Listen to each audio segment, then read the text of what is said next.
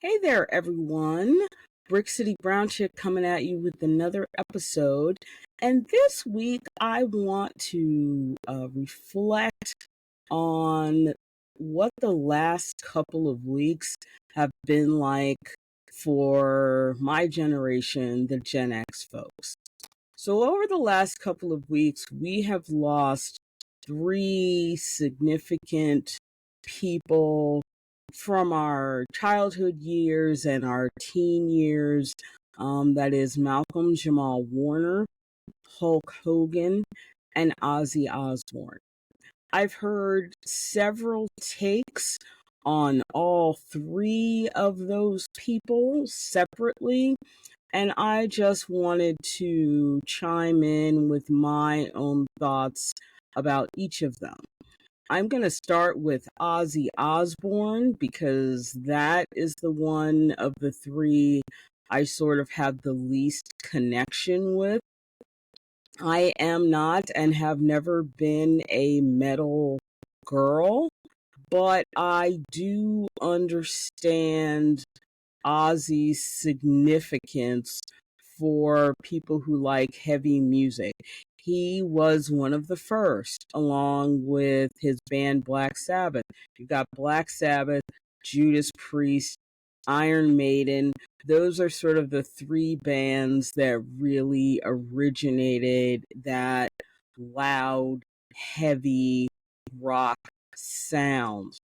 I remember watching commentary from just a few weeks ago from people talking about Ozzy's last show and how great he sounded, even though they felt kind of sad because he essentially had to be propped up in a chair because of his Parkinson's disease. He could no longer strut around and own the stage the way he had in his younger years. But all the feedback I heard from people who were there said, it was the greatest show of his life and of their life. And if that's the way he was going to go out, he went out on top. So I think that's super important to remember for folks. Um, in reference to the things that Ozzy did to his body over the years, the drinking and the drugs, it's kind of amazing that he lived to 76. My thoughts and prayers go out to his family, his wife, his children, his grandchildren. I know they are all devastated by his loss, as are his fans. But I hope what people remember most is that he got to go out on top. He got to go out the way any rock star would want to go out. And a lot of people don't get that opportunity. So I hope that's what people remember about Ozzy. Malcolm-Jamal Warner. For those of us who are in our 50s and 60s, the Cosby Show was the show. I know a lot of people have talked about whether we should still remember that show the way we remember it, given what we all know now about Bill Cosby. I don't think one has anything to do with the other. What Bill Cosby did in his personal life is very different than the family that was brought to TV. It was really the first time in America that America got to see a middle to upper middle class Black family. The family was intact. They had children who got into sort of little scrapes and skirmishes and trouble, but by all accounts, they towed the line. They respected their parents. There was no swearing, no cursing.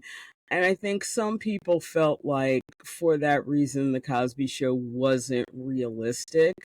But the truth is, The Cosby Show is the life I lived.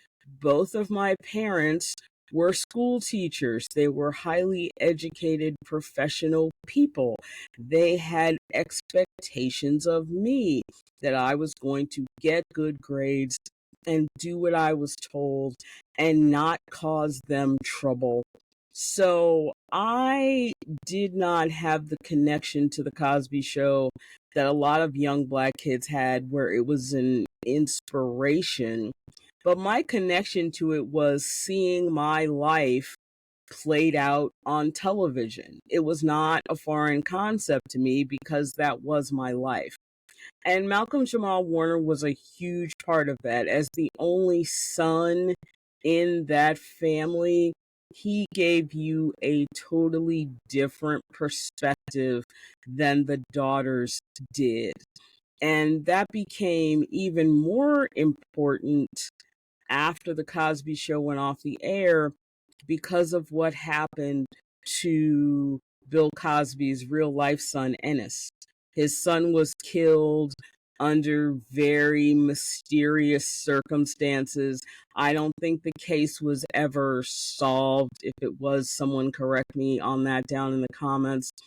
But you could really understand what Bill Cosby was bringing to the screen in Malcolm-Jamal Warner and in the son he ended up losing. So it was super interesting. I think a lot of people didn't really have the appreciation for Malcolm-Jamal Warner that they should have until he was gone and until people started talking about him. To be gone at 54 from an accident while swimming is so incredibly sad.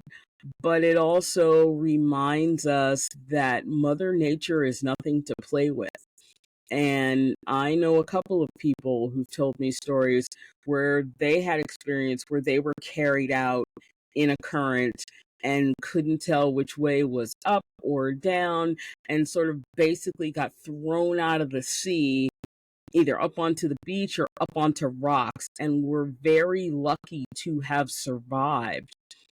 But that sounds similar to what likely happened to him. So I hope people remember him for his smile and his talent and what he helped bring to television through The Cosby Show. And the final death that really seemed to have hit Gen X hard over the last couple of weeks was the death of Terry Bollata, otherwise known as Hulk Hogan. If you were into wrestling in the 80s and 90s, Hulk Hogan was like the poster child for wrestling. He was responsible for Hulkamania and the Hulkamaniacs, his super fans. And so I've heard a lot of people over the last week talk about him and talk about him from his wrestling days.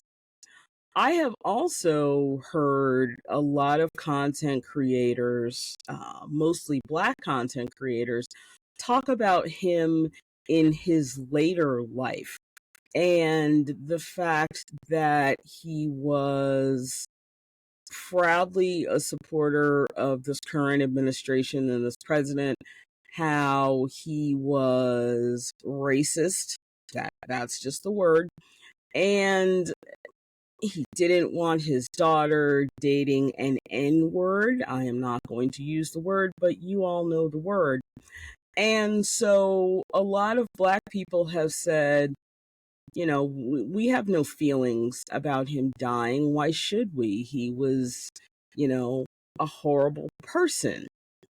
And that always gets us into the conversations of, can you separate the person or the personality, in this case, Hulk Hogan, from who he was as a person, who Terry was as a person. And I thought the conversations had been really interesting and productive until a couple of days ago when Hulk Hogan's family came out with a statement that said, now is not the time for people to bring up his racism.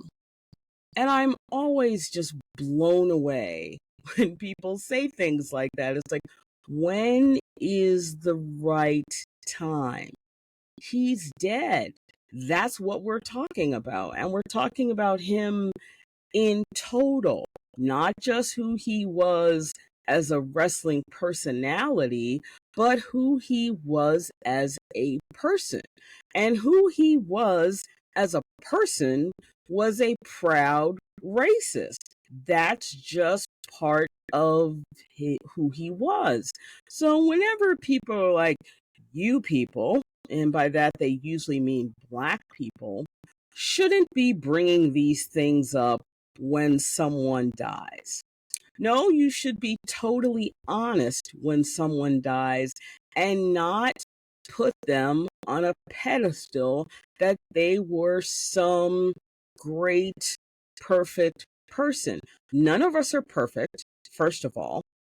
People who have memories of him as a wrestler during his WrestleMania phases will always have those. He will always have a special meaning to them.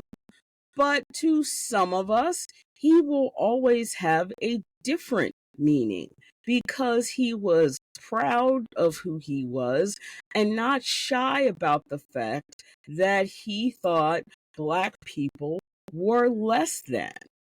And one thing we really need to do as a country, if we're going to actually attempt to be this melting pot and to live together, is to stop telling people they are not entitled to their feelings. It is the most ridiculous and offensive thing you can say to someone is, you're not allowed to still have your feelings. And this happens with Black people entirely too much. I hear white people say all the time as they roll their eyes, you Black people are still not over what happened to you during slavery.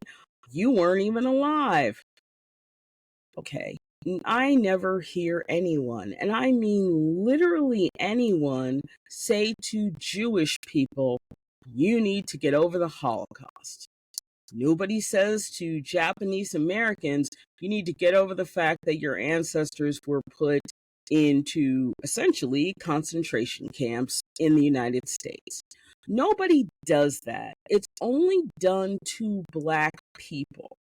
And America really needs to wake up and think about the things it says before it says them, because that is not a good message to give to people, that you need to be over your feelings.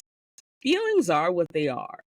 Everyone's entitled to their own opinion, and everybody's entitled to their own feelings. And that's what it boils down to. I want to thank everybody for your time this week. If you are not subscribed to this podcast, there is a button somewhere right below my head where you can subscribe. You can also hit the notification button, which will let you know when I upload videos so you can be among the first to see them. And I will see you all again next week. Take care.